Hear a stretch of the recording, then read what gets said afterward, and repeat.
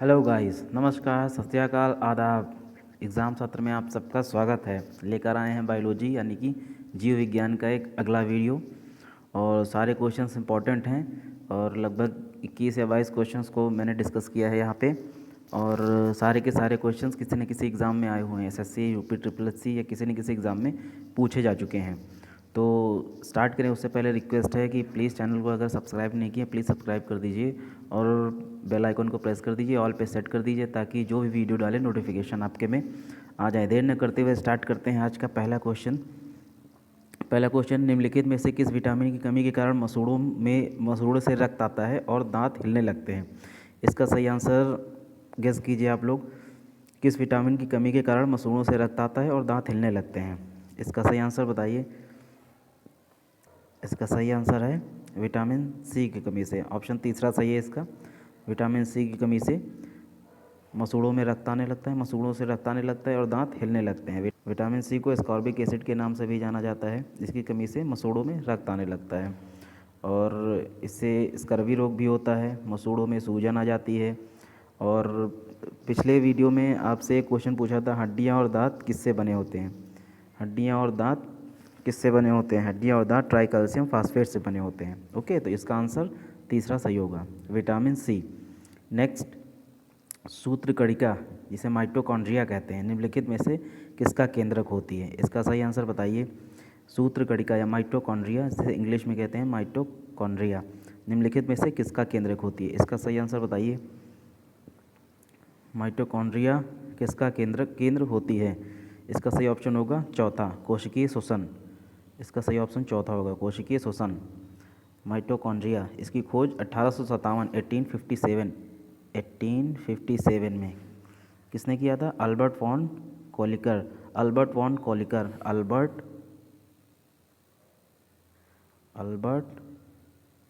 Von Kolliker, Albert von Kolliker ने की थी। यह कोशिका का श्वसन स्थल है। ऊर्जा युक्त जो कार्बनिक पदार्थ हैं उनका ऑक्सीकरण यहीं पर होता है, ठीक है, जिससे काफ़ी मात्रा में ऊर्जा प्राप्त होती है। इसीलिए इसे कोशिका का शक्ति केंद्र यानी कि इंग्लिश में पावर हाउस ऑफ सेल कहते हैं। Power house of cell, power house of cell कहते हैं इसे, power house of cell. Hindi में कोशिका का शक्ति केंद्र कहते हैं माइटोकॉन्ड्रिया को। ओके, अगले क्वेश्चन की तरफ चलते हैं। अगला क्वेश्चन है, जोड़ों में मूत्राम्ल जिसे यूरिक एसिड कहते हैं, इंग्लिश में यूरिक एसिड जिसे कहते हैं, क्रिस्टल जमा होने पर निम्नलिखित में से कौन सा रोग पैदा होता है? इसका सही आंसर बताइए। सबको पता होगा, इजी क्वेश्चन है लेकिन पूछा जा चुका है। जोड़ों में यूरिक एसिड क्रिस्टल जमा होने पर निम्नलिखित में से कौन सा रोग पैदा होता है? इसका सही आंसर होगा फोर्थ, चौथा, गाउट यानी कि गठिया, जिसे गठिया कहते हैं, हिंदी में गठिया कहते हैं, गठिया, ठीक है, गठिया रोग होता है, गाउट, ठीक है। सही आंसर होगा इसका गठिया रोग, ठीक है। ओके, चलते हैं नेक्स्ट। मुखशोधनों, माउथ वाशों, मुखशोधनों जिसे माउथ वॉश इंग्लिश में माउथ वॉश कहते हैं, मुखशोधनों जिसे इंग्लिश में माउथ वॉश कहते हैं, माउथ वॉश तथा टूथपेस्टों में निम्नलिखित में से कौन सा यौगिक आमतौर पर प्रयोग किया जाता है? पहला सुहागा या शोरा, ये शोरा है, दिख नहीं होगा, थोड़ा प्रिंटिंग में थोड़ा है। दूसरा है शोरा, तीसरा हाइड्रोजन पेरोक्साइड, चौथा सोडियम क्लोराइड। कौन सा इसका ऑप्शन सही होगा? इसका सही ऑप्शन होगा तीसरा, हाइड्रोजन पेरोक्साइड, ठीक है, हाइड्रोजन पेरोक्साइड इसका तीसरा ऑप्शन सही होगा, ठीक है। आंत्रज्वर, आंत्रज्वर इसे इंग्लिश में टाइफाइड कहते हैं, टाइफाइड, टाइफाइड इसे इंग्लिश में कहते हैं, ठीक है। आंत्रज्वर किसके कारण होता है? विषाणु या जीवाणु या कवक या प्रत्युर्जता, इसे एलर्जी इंग्लिश में कहते हैं, किसके कारण होता है? इसका सही ऑप्शन बताइए। इसका सही ऑप्शन बताइए। इसका सही ऑप्शन होगा जीवाणु, बैक्टीरिया, ठीक है, जीवाणु, इसे इंग्लिश में बैक्टीरिया कहते हैं, ठीक है। साल्मोनेला टाइफोसा नामक एक जीवाणु होता है जिससे ये आंत्रज्वर होता है, ठीक है, और इसे आंत के बुखार के नाम से भी जाना जाता है। इसके इलाज के लिए जनरली क्लोरोमाइसिटिन का उपयोग किया जाता है, ठीक है। चलते हैं अगला क्वेश्चन। निम्नलिखित में से कौन सा रुधिर वर्ग विश्वव्यापी अदाता, इसे यूनिवर्सल रिसिपिएंट कहते हैं, कहा जाता है? मतलब इस क्वेश्चन में आपको पूछ रहा है कि यूनिवर्सल रिसिपिएंट कौन सा है, ए है, बी है, ए बी है, ओ है। इसका सही ऑप्शन लगभग सबको पता होगा, जिसे हिंदी में सर्वग्राही कहते हैं, सर्वग्राही। इसका सही ऑप्शन तीसरा होगा, ऑप्शन तीसरा ए बी, तीसरा ऑप्शन सही होगा इसका। ठीक है, ये सर्वदाता है, यूनिवर्सल डोनर, सर्वदाता, सर्वदाता या यूनिवर्सल डोनर, ये सर्वदाता है। इसका सही ऑप्शन होगा, इसमें यूनिवर्सल रेसिपिएंट पूछा है, इसका सही ऑप्शन तीसरा होगा ए बी। ओके, बढ़ते हैं नेक्स्ट की तरफ। निम्नलिखित में है विटामिन बी1 कौन सा है, बी1 का नाम पूछा है जनरली। निम्नलिखित में विटामिन बी1 कौन सा है, रेटिनॉल, थायमिन, रिबोफ्लोविन या स्कॉर्बिक एसिड, इसमें कौन सा है, विटामिन बी1 को क्या कहते हैं? इसका सही ऑप्शन बताइए। इसका सही ऑप्शन होगा दूसरा, थायमिन। बी1 को थायमिन के नाम से जाना जाता है। ठीक है, ए रेटिनॉल, ये विटामिन ए है, ये विटामिन ए है। ठीक है, स्कॉर्बिक एसिड विटामिन सी। ठीक है, ठीक है, और थायमिन बी1 है, और बी2 को राइबोफ्लेविन, इससे बी2, ये बी2 है। ठीक है, ये बी2 है, बी2 को राइबोफ्लेविन के नाम से जाना जाता है, बी3 को निकोटिनिक एसिड, और बी6 को पाइरिडॉक्सिन, और बी12 को साइनोकोबालाविन। ये विटामिन का एक अलग सेशन बना देंगे, उसमें सारे कुछ डिस्कस कर देंगे, जितने भी क्वेश्चंस पूछे गए हैं उसको डिस्कस कर देंगे। ठीक है, और इसका ऑप्शन बी1 कौन सा सही होगा, थायमिन, इसका दूसरा ऑप्शन सही होगा। ठीक है, बढ़ते हैं नेक्स्ट।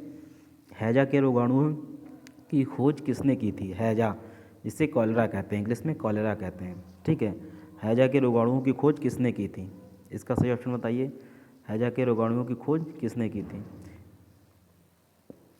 हैजा के रोगाणुओं की खोज किसने की थी, इसका सही ऑप्शन पहला होगा, फर्स्ट, रॉबर्ट कोच ने। रॉबर्ट कोच ने 1982 में की थी, 1982 में हैजा के रोगाणुओं की खोज की थी। ठीक है, और जीवाणु, जीवाणु कौन सा होता है, जीवाणु वाइब्रियो कॉलेरा जीवाणु का नाम होता है। ठीक है, इसकी खोज की थी रॉबर्ट कोच ने। ठीक है, कॉलेरा मक्खियों से भी फैलता है, और इसमें क्या होता है, शरीर में पानी की कमी हो जाती है, जिसके कारण कॉलेरा हो जाता है, और बीपी की भी, इसमें लो बीपी की भी शिकायत हो जाती है कॉलेरा में। ठीक है, बीपी लो हो जाता है इसमें। नेक्स्ट, मधुमेह के रोगियों, मधुमेह यानी कि डायबिटीज़, मधुमेह के रोगियों द्वारा प्रयोग में लाए जाने वाले स्वीटेक्स में कितनी ऊर्जा होती है? स्वीटेक्स जो टैबलेट होती हैं छोटी छोटी, चाय में और दूध में डाल के उसको पिया जाता है, यूज़ किया जाता है, वो ये स्वीटेक्स, उसमें कितनी कैलोरी ऊर्जा होती है? एक क्वेश्चन पूछा है, स्वीटेक्स में कितनी कैलोरी ऊर्जा होती है? इसका सही ऑप्शन क्या है? इसका सही ऑप्शन होगा पहला, 5 कैलोरी ऊर्जा। ठीक है, डायबिटीज़ अग्नाशय, इंग्लिश में जिसे पैंक्रियाज कहते हैं, उससे रिलेटेड रोग है। ठीक है, उससे संबंधित, पैंक्रियाज से संबंधित रोग है, अग्नाशय से संबंधित रोग है डायबिटीज़, जिसे हिंदी में मधुमेह कहते हैं। ओके, बढ़ते हैं नेक्स्ट। मानव शरीर में सबसे अधिक मात्रा में कौन सा तत्व पाया जाता है? सब मालूम होगा लगभग सबको, मानव शरीर में सबसे अधिक मात्रा में कौन सा तत्व पाया जाता है? ऑक्सीजन या लोहा, कार्बन या नाइट्रोजन? इसका सही ऑप्शन होगा पहला, ऑक्सीजन। ठीक है, ऑक्सीजन कितना परसेंट पाया जाता है? 65%। ठीक है, ऑक्सीजन 65% पाया जाता है। कार्बन कितना पाया जाता है? 18.5%। ठीक है, 18.5% पाया जाता है कार्बन। हाइड्रोजन कितना पाया जाता है? हाइड्रोजन 9.5% पाया जाता है। नाइट्रोजन कितना पाया जाता है? 3.2% पाया जाता है। कैल्शियम कितना पाया जाता है? कैल्शियम 2% पाया जाता है। पोटेशियम पाया जाता है 0.35%। ठीक है, पोटेशियम 0.35% पाया जाता है। ठीक है, सोडियम कितना पाया जाता है? सोडियम कितना पाया जाता है? 0.15%। ठीक है, पॉइंट लगा हुआ है।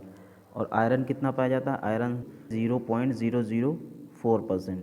ठीक है, 0.004%।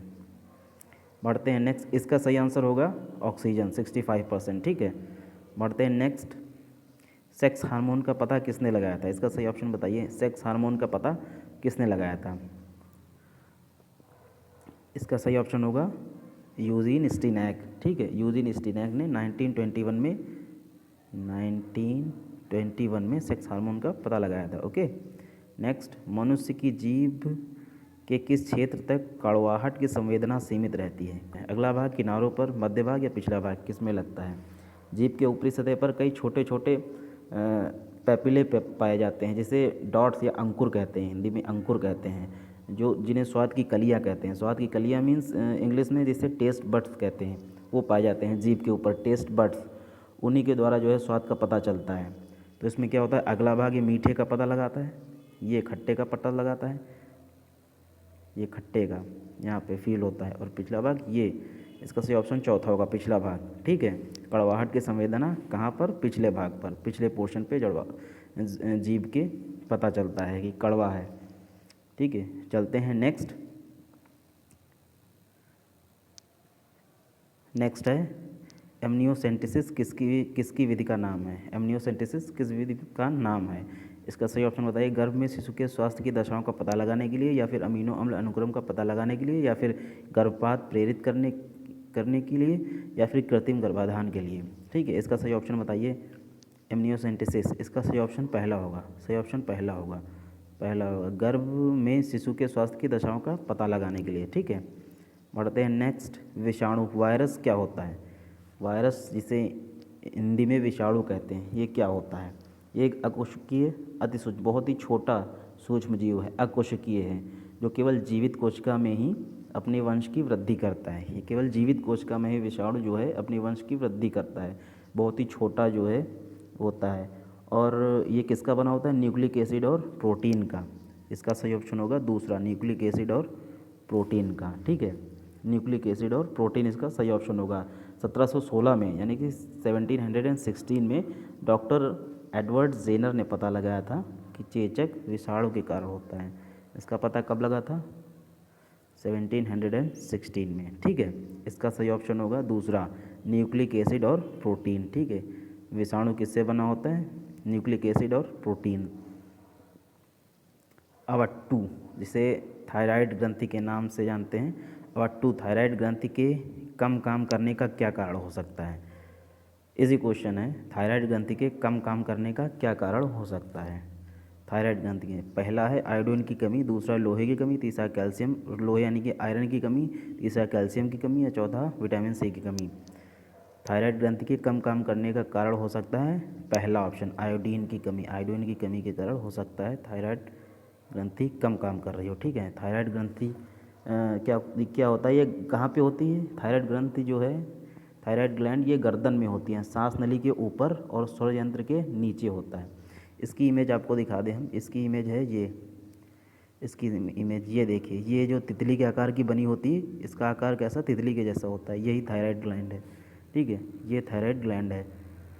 और देखिए, मैंने बताया था कि सांस नली के ऊपर होती है। जो ट्रैकिया है, ये एयर पाइप है। ठीक है, ट्रैकिया, इस ट्रैकिया कहते हैं, ये सांस नली के ऊपर है, और लैरिंग्स जिसे वॉइस बॉक्स कहते हैं, ठीक है, उसके नीचे, स्वर यंत्र के नीचे है। ठीक है, इसकी पोजीशन यहाँ पे होती है, गर्दन में। ठीक है, चलते हैं नेक्स्ट क्वेश्चन पे। नेक्स्ट क्वेश्चन पे चलते हैं। पौधों में जल का परिवहन किस माध्यम से होता है। पौधों में जल का परिवहन किस माध्यम से होता है। पहला ऑप्शन है कैम्बियन, या दूसरा ऑप्शन है फ्लोएम, या तीसरा ऑप्शन है एपिडर्मिस, या चौथा ऑप्शन है जाइलम। बताइए इसमें क्या हो सकता है। जल का परिवहन, जल का परिवहन किसके माध्यम से होता है। इसका सही ऑप्शन होगा चौथा, जाइलम। जाइलम के माध्यम से क्या होता है, पानी तथा खनिज लवण जो है जड़ से पौधों के अन्य भागों तक पहुंचते हैं, जाइलम के माध्यम से। ठीक है, और फ्लोएम क्या होता है, पत्तियों से जो भोजन बना होता है, वो पत्तियों से भोजन को पौधों के विभिन्न भागों तक भोजन को पहुंचाया जाता है। फ्लोएम पत्तियों से दूसरे भागों तक, पत्तियों से दूसरे भागों तक पहुंचाया जाता है। और जाइलम जो है, जाइलम पानी और खनिज लवण को जड़ से पहुंचाया जाता है दूसरे भागों तक। ठीक है, नेक्स्ट। निम्नलिखित में से वे रक्त कणिकाएं कौन सी हैं जो रोगों का प्रतिरोध करने में सहायता करती हैं। इसी क्वेश्चन है, सबको पता होना चाहिए, कॉमन क्वेश्चन है। निम्नलिखित में से वे रक्त कणिकाएं कौन सी हैं जो रोगों का प्रतिरोध करने में सहायता करती हैं, इम्यून सिस्टम को मजबूत करती हैं। कहने का मतलब इसका ये है, कौन सी कणिकाएं हैं। WBC, जिसे श्वेत रक्त कणिकाएं कहते हैं, श्वेत कणिकाएं, ऑप्शन पहला इसका सही होगा। ठीक है, WBC, इसे क्या कहते हैं, इसे दूसरे नाम से भी जानते हैं, ल्यूकोसाइट। ठीक है, ल्यूकोसाइट के नाम से भी WBC को जानते हैं, जिसे श्वेत रक्त कणिकाएं कहते हैं। ये शरीर के संक्रामक रोगों और बाह्य पदार्थों से रक्षा करने वाली जो प्रतिरक्षा प्रणाली, इम्यून सिस्टम होता है, इसकी कोशिकाएं होती हैं। ये बनती कहाँ है, जैसे मैंने पिछले वीडियो में बताया था, प्लेटलेट्स हैं और WBC RBC कहीं ना कहीं बनती हैं, कहीं ना कहीं डिस्ट्रॉय होती हैं। तो ये श्वेत रक्त कणिकाएँ WBC ये कहाँ पे बनती हैं, अस्थिमज्जा बोन मैरो में बनती हैं। Bone marrow